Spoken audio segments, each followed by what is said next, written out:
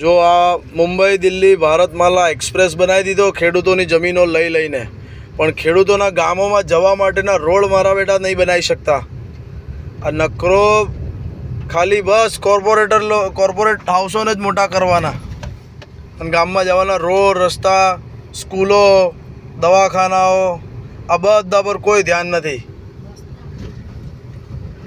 30 વર્ષથી આપણે એક હથ્થું શાસન સોંપી રહ્યા છે.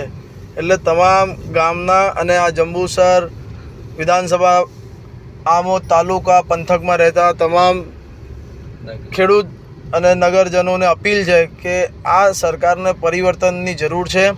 એકવાર ઝાકારો આપવાની જરૂર છે.